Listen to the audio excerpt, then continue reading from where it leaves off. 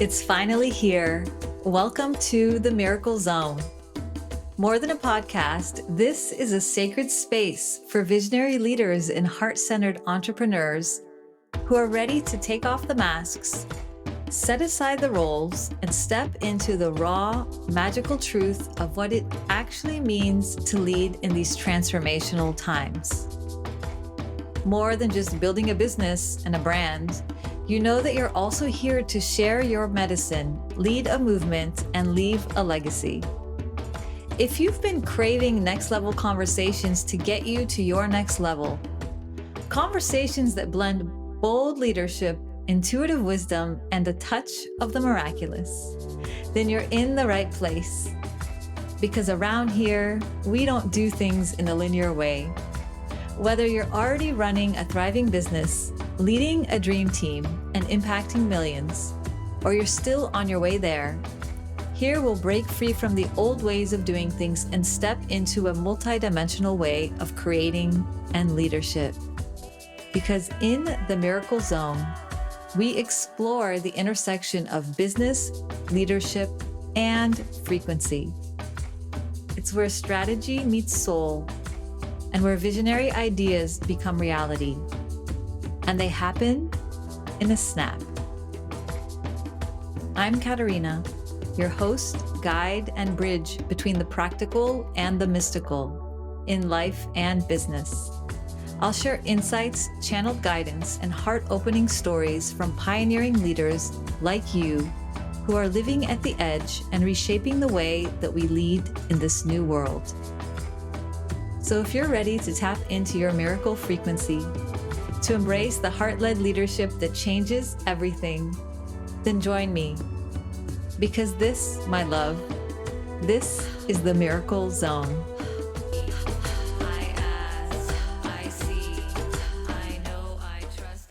I'm so excited to dive in with you today to share a little bit about my story, because if you're here, I know that, like me, you have a deep sense of purpose and mission and feeling like there is a legacy that you're here to leave, that there is a vision on your heart, that there is some way that you uniquely are supposed to contribute to leaving this earth and this collective better than you found it.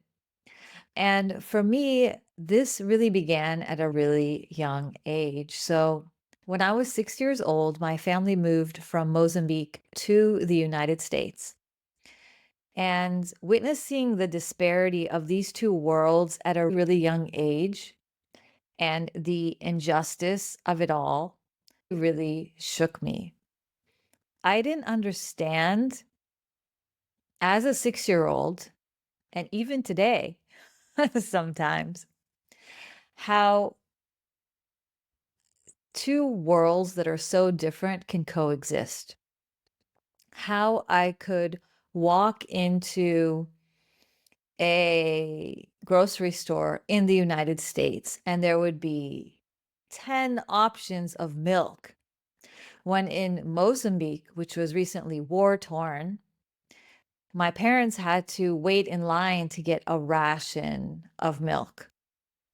How could both of these things coexist? And so this really impacted me from a really, really young age. And growing up, I remember thinking, I can't not make a difference. Like, I am here to make a change in some way, to contribute in some way in bridging these different realities.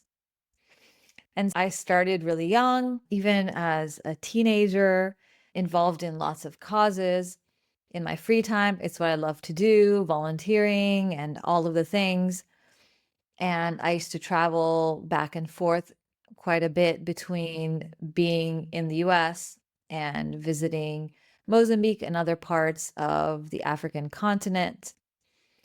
And by the age of 32, I was doing a great job of making a difference, right? I was overseeing multi-million-dollar projects. around the world, really focused on uplifting the well being of women and children, which has always been my passion, and advising leaders of governments, social enterprises, nonprofits, international organizations, Fortune 500, private sector companies on really helping them amplify the impact of their projects in the world, all with this vision of how can I help to bridge this world of duality and injustice and of abundance here and not abundance there, and find a way forward. And so by the age of 32, I was doing this work. I was doing it. I loved it. I was very successful at it. I think for almost already 10 years, I had been working in management roles, building teams, all of the things. I had it all. I was making this big contribution. I also had a lovely husband. I had a new baby, and I even had 2 rescue cats. And I was like, yeah, this is living the dream. And so you can imagine my surprise when I found myself on my bathroom floor one night, curled up in a fetal position. And I remember being there, like curled up in the fetal position. I was snuggling this white bath mat that I used to have on the floor, and I was surrounded by tissues all over because I had been crying and sobbing. And I had these 3 words coming through my mind over and over.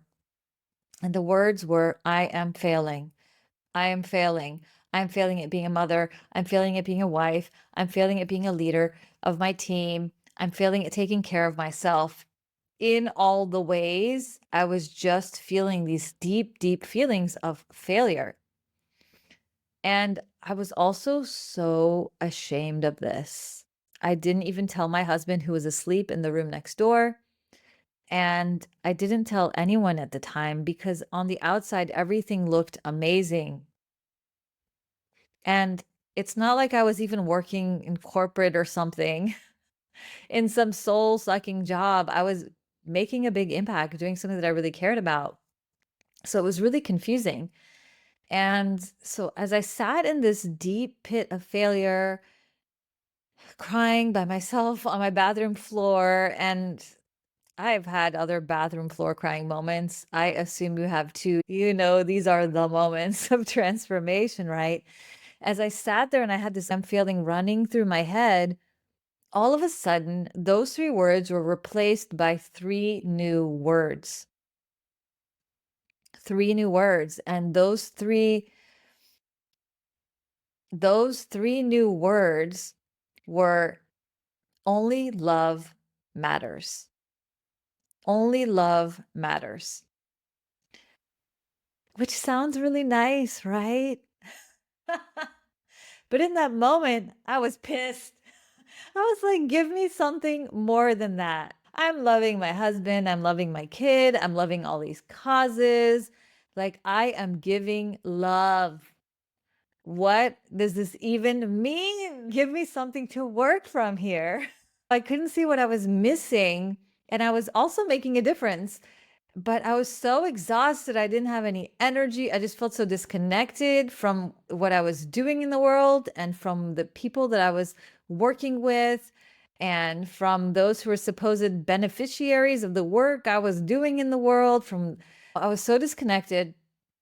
And all I knew was I want to keep doing good work. I want to keep making a difference. And this way can't be it. Like whatever I've been doing today just isn't working. And starting from that point, I started getting really curious. I started paying more attention to those others around me who were leading and just noticing different types of leadership. At this point, I had been leading for almost a decade. I was in management meetings. I was advising all sorts of different people, including heads of state.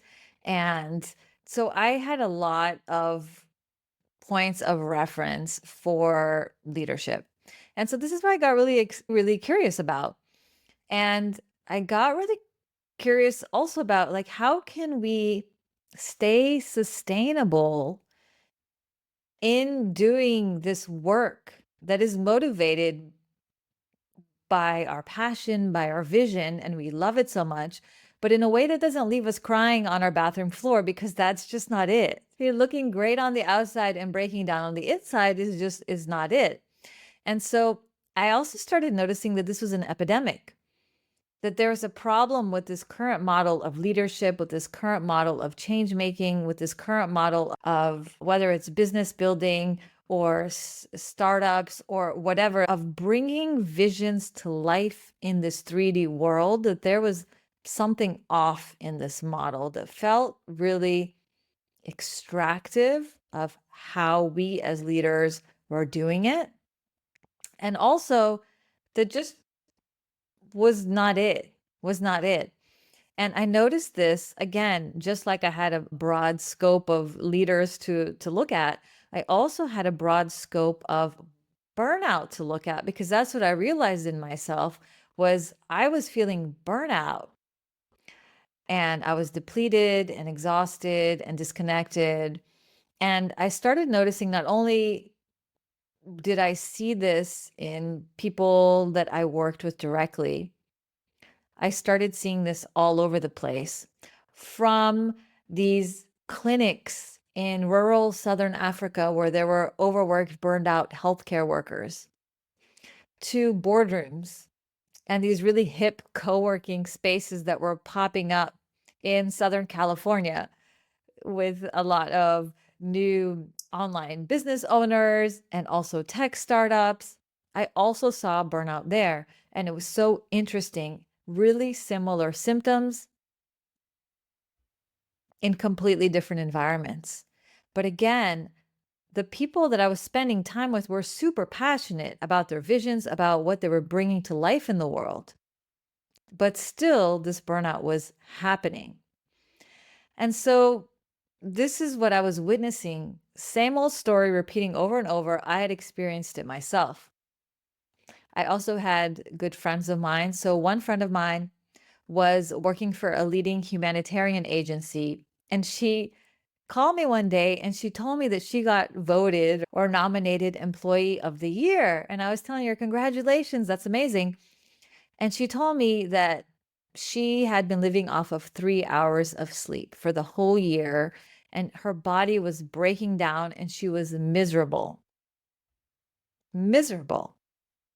And then I also had a lot of my entrepreneur friends that I spend time around, again, hitting their big goals of multi 6-figure, 7-figure plus businesses with a side order of autoimmune disease. Again, really similar stories. And I just kept getting more and more curious. And I really kept thinking, what I was really feeling deeply was this is not the leadership that we need in these times. We are here in transformational times to do big things, to shift the collective in a very practical way, and also the collective consciousness, right? And so this is the opposite of what we need. We need people who are more creative, who are more compassionate, who are more tapped into their intuition, who are more full of energy and inspiration for the visions that they're bringing to life, that they can build that vision and build teams around that, right? We needed more of those things. We needed more focus and ability to really create. Instead, we were seeing more and more depletion. And the other thing that struck me is in these times, even back then, where AI was more of a distant thought, as opposed to today, where it's very much present, I kept thinking, these are the things that set us apart from AI and from the machines, right? This compassion, this intuition, this creativity, right? These are the human things that we bring to our creations to the world. This is our innovation, and this is where we need to strengthen and more over time as machines start taking over the other things that we can do, right? what will that leave us as leaders? We need the opposite. And so, again, I started getting really curious and looking around to leaders who were doing things differently. And I started noticing not many, right? They're hard to find, but when you find them, they stand out like a sore thumb. The type of leader that walks into the room and it's like they change the energy of the space. It's like their way of being is totally different. You don't get the sense of bottomless coffee, wired feeling. It's present, it's grounded. It doesn't seem like they're in a rush. And nevertheless, they're able to show up and do the things in a powerful way. They're able to speak and get others to listen and inspire.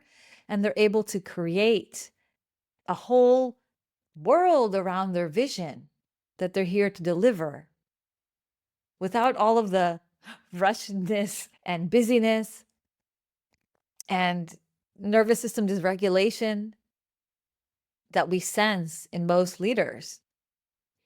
And I saw this in a few places, just reflecting on leaders that I respected and looked up to, both like really well-known popular figures. So growing up in Mozambique, one of the people that I always really respected was Nelson Mandela, Madiba. And one of the things that people who met him in real life would always say was they would just notice his presence.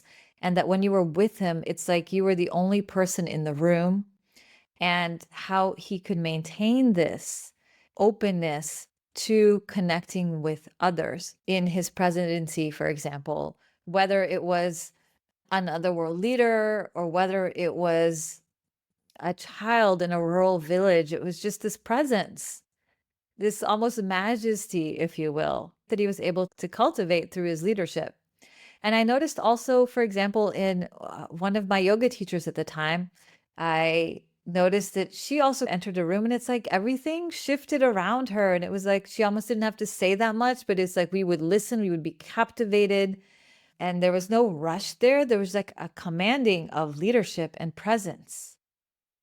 And so I got really curious about this type of leadership. And one thing that I noticed when I started looking at different individuals who were leading in this very different way was that they all had a presence practice of some sort, which at the time I did not have.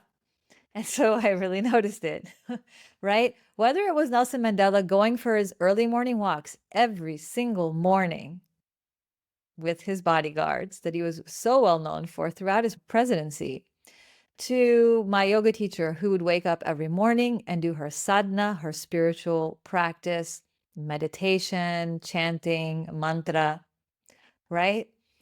There was something to other leaders that I would hear speaking about meditation, practice. And I was like, oh, I don't have a practice. I'm doing all things. I don't have a practice.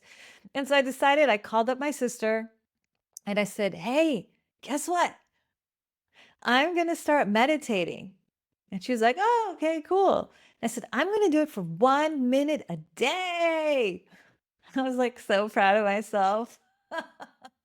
And she laughed at me. What difference will 1 minute a day make?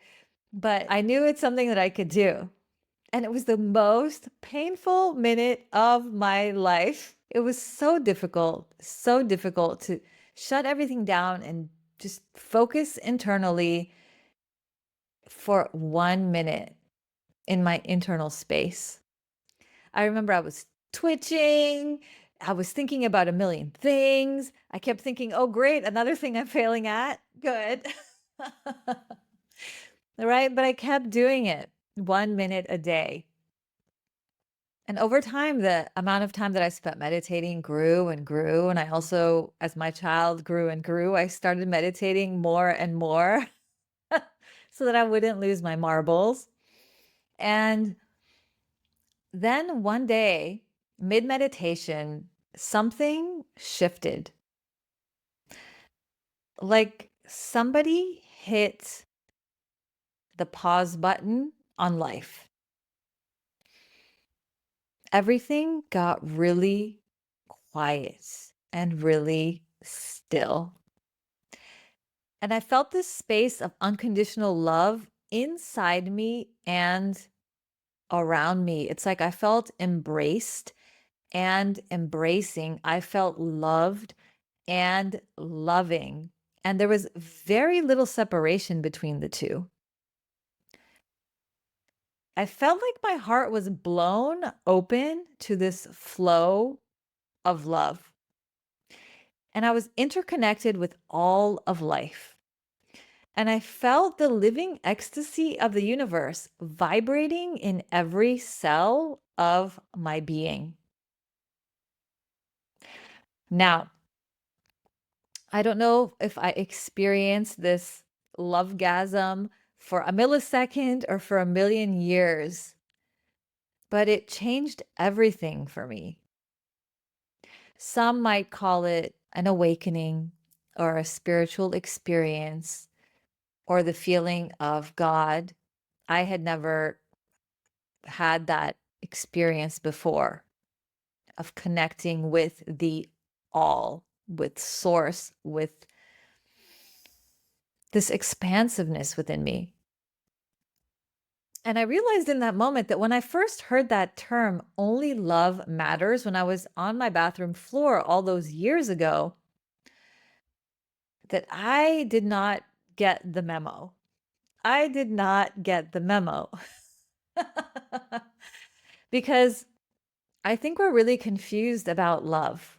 There's love as a verb. We give it, we receive it, it's directional, it's transactional, and it's often conditional. Have I earned it? Do they deserve it? This is the doing of love. And then there's this capital L love, love as a noun that's non directional, from source, all embracing, unconditional, which is a state of being. It just is. It's like this ocean that we're swimming in, and we just need to remember, like a fish in water, that it's all around us, that we are in this ocean and of this ocean. And so my focus from that day onwards became on, how can I live this capital L love? Love is a noun. Not directing it out at people, not directing it out at causes, or even inwards to myself as self-care, but showing up in love as love for love, really living love and leading from this place, sourced by this energy.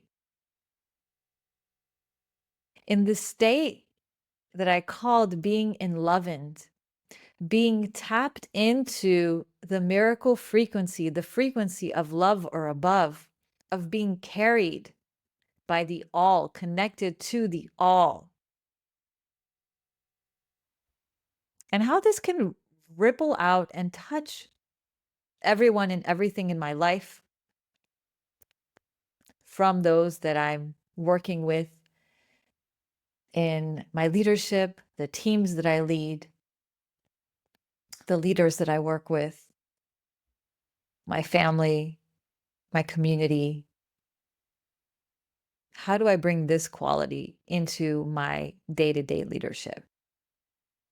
And when I started doing this, I started noticing how much more resourced I felt, even in the difficult moments. So I'll give you an example, because we all go through challenging times. We all experience grief. So one of those challenging times that happened shortly after this awakening, if you will, was I was going through a lot of challenge and internal grief, because I really was wanting to conceive a second child, and it was not working out. It was just not working out. And yes, I felt lots of anger. Yes, I felt lots of sadness and grief, and grieving this vision of these expectations that I had of what my family would look like. But in this challenge, I no longer felt unsupported. I no longer felt like I was failing. I no longer felt like I was being swept up in this current of grief and loss like I had experienced in the past. The same thing happened again a few years later when I actually uncoupled from my then husband and we went through this divorce. Of course, it was challenging, but still, I managed to feel supported and connected to this force of love. I always say it was like the most beautiful divorce that ever was, right? Because there was so much love present there. And I began also applying this into my work and into how I was leading and into those leaders that I began to support. How do we also incorporate this living connected to this miracle frequency, this other source that almost carries us and allows us to tap into this other level of creation in the world that's more deeply resourced and rooted, and what that makes possible? And instead of worrying about doing all the things and having enough energy for it all and being productive, I found that when we were able to focus, and I was able to focus more on being present and even leaning back sometimes and letting myself being carried by this ocean of support of the divine, it's almost like I tapped into this universal productivity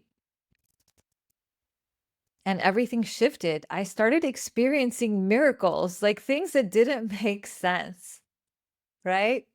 I would find myself speaking on international stages in front of 800 people and not really knowing how I got there. Like there was no logical path that got me there. It's like everything conspired to put me there in this moment with this audience to deliver this message.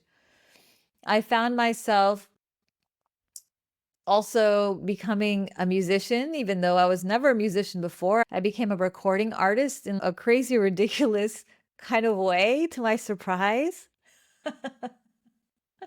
And I'll share the link here to my music if you're not familiar with my music. Again, in a way that made no sense, but it's like the world conspired to bring this vision and aspect of my service to the world. And I saw this happening in all of my clients as well. Is the more time we spent connecting to the miracle frequency and operating from what I call the miracle zone, which is tapped into this, fueled by this frequency, then things almost happen around us. Synchronicities, miracles, opportunities would come in, clients would come in, all of these things with so much less effort because we were being supported by life, by love, by the force of creation itself. And it's a very fun place to play in. Because when you're living in this state, when you're living this enlivened state, you're living enlivened. You're like a small child. You're exploring a garden for the first time and you're just in awe and gratitude and wonder for what it's like. You don't need to worry about doing anything. You're just taking it in and you're responding to life and it's almost unfolding before you. It's like when love is a canvas, it doesn't actually matter what the paints are, what the colors are, even what the brushstrokes are. It's you're creating a legacy of love and you're making a difference no matter what. You can't not when you're in this state of leadership in your life, in your business, and in bringing this vision to the world. And you're tapped into this bottomless source of energy. Now, this is why I'm so lit up about working with the miracle frequency, getting leaders in the miracle zone because of what's possible. Like things that make no sense, things that leave us breathless. When we stop thinking that we're the ones doing the things and we open up to creation to flow through us, that is so much more magnificent, so much more grand and impactful and abundant than what we can envision with our limited human brains. And I really think when it comes to leadership in this new age, in this new era, for this new earth, We need to be leading more and more from this space, from this miracle zone. And that's what I'm so excited to explore more with you in this podcast, to speak to other leaders who are leading in their miracle zone and hearing their stories of how these miracles are showing up for them and how they're cultivating space for this in their lives. I'm really excited to also share the practical things that come up, because for you to be in your miracle zone, that means you need spaciousness, to be present, to connect, to tap in. And I know if you're listening to this, you know what happens, the magic that flows when you are tapped in and spiritually resourced. But there's still things that need to get done in the 3D space.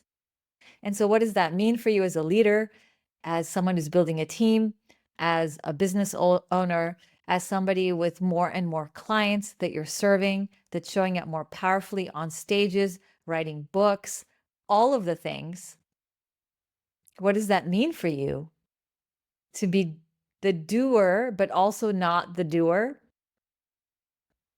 What can you delegate? What do you need to delegate that's outside of a miracle zone? Who are you delegating it to? Whether it's a team member, whether it's to the universe, to source, to God, to Great Mother. What does it mean to lead from this space? I'm so excited. Thank you so much for being here with me today and listening to my story. And in the next episode, I'm going to dive more into what the Miracle Zone is and what it isn't, based on my experience working with other leaders and CEOs and spiritual thought leaders. A lot of the stories that I shared today have happened over 10 years ago. I've since been working so closely with leaders in getting them more and more in their miracle zone, both through my mentorship and advisory services, as well as working behind the scenes on my management agency in their businesses. So there's so much goodness here for you. I can't wait to share it with you. I'll see you in the next episode. Thank you for tuning in to the Miracle Zone. Don't forget to subscribe so you never miss a transmission. And if today's episode and conversation resonated, leave a review and share it with a fellow visionary leader. In the links, you can access my free Miracle Business Blueprint, the 7-part framework I use with my clients to create a thriving, scalable, and self-sustaining business that gives you more freedom, not less. Plus, you'll receive a guided process to identify where to focus first so you can spend more time leading in your miracle zone right away. Let's build the new as a collective for the collective. Together, we're not just creating miracles, we're living them. Until next time, stay in the miracle zone.